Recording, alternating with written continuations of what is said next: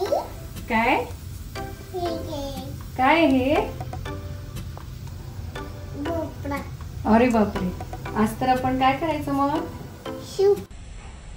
तर लेकीच्या फरमाईश प्रमाणे आज आपण करणार आहोत लाल भोपळ्याचं एक सूप आणि दुधी भोपळ्याचं एक सूप. जर ज्यांना दुधी भोपळा किंवा लाल भोपळा खाण्यासाठी आवडत नसेल तर या थंडीमध्ये ही पौष्टिक अशी रेसिपी नक्की करून बघा.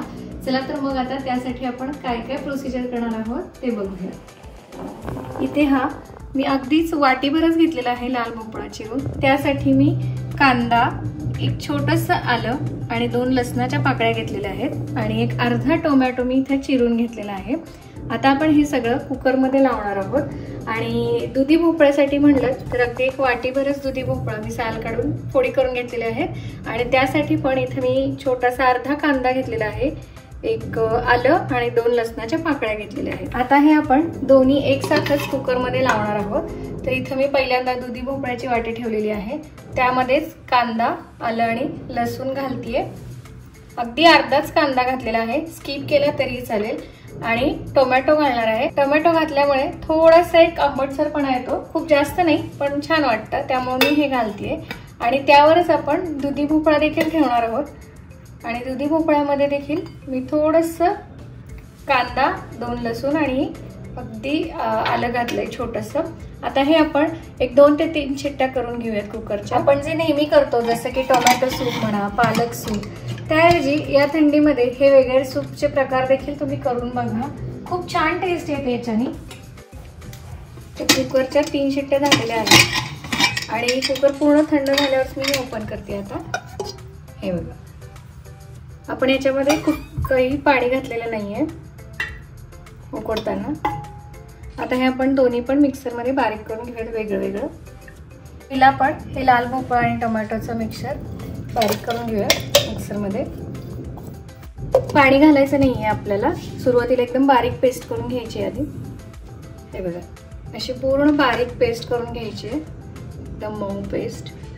अगदी 1च चमचा तूप घालायचंय. तुपाऐवजी बटर देखील वापरू शकतो, पण तुपाने छान अशी चव येते. आता यामध्ये थोडेसे जिरे घालणार आहोत.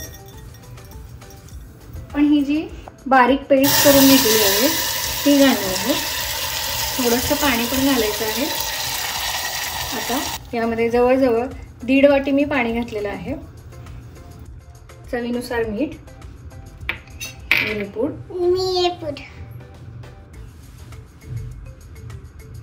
आता हे मिक्स करून घ्यायचंय.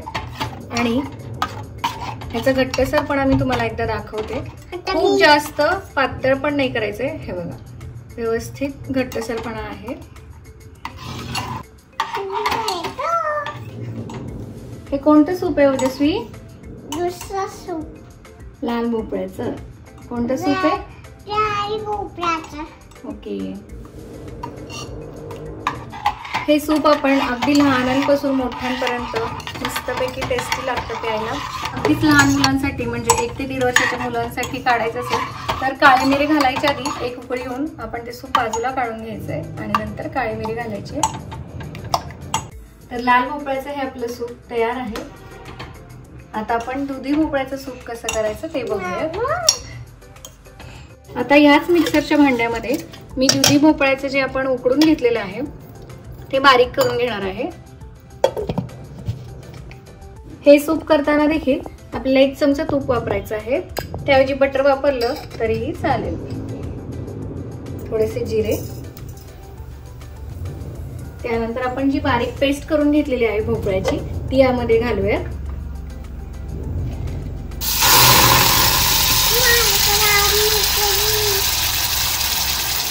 जवळजवळ 1.5 वाटी पाणी इथं घातलेलं आहे पुन्हा एकदा. आता यामध्ये चवीनुसार मीठ आणि मिरीपूड घालणार आहे. याऐवजी लाल तिखट किंवा हिरवी मिरचीच आपण मिक्सरमध्ये बारीक करताना घातली तरी चालेल. हे कुठलं सूप आहे ओजस्वी? थंडीचं सूप. पण कशाचं केलंय आपण सूप? जिलेबीचं सूप. हा, लाल भोपळा का हिरवा भोपळा? दुधी भोपळा. दुधी भोपळा. तर मस्तपैकी एक उकळी येऊ द्यायची. तर थंडीमध्ये ह्या वेगळ्या प्रकारचं सूप तुम्ही नक्की ट्राय करून बघा। तुम्ही बघू शकता याचा घट्टसरपणा, अगदी जास्त घट्ट पण नाहीये आणि पातळ पण नाहीये, मस्त अशी भोपळ्याची ग्रेव्ही झालेली आहे, पातळ अशी।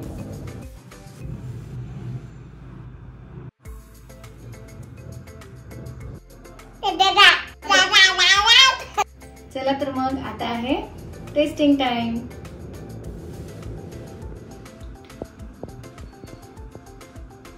कसं झालंय दुधी भोपळ्याचं सूप? आवडलं तुला? ओके, आता आपण दुसरं सूप टेस्ट करायला देऊयात। आता लाल भोपळ्याचं सूप टेस्ट करते ओजस्वी। मी करू मग?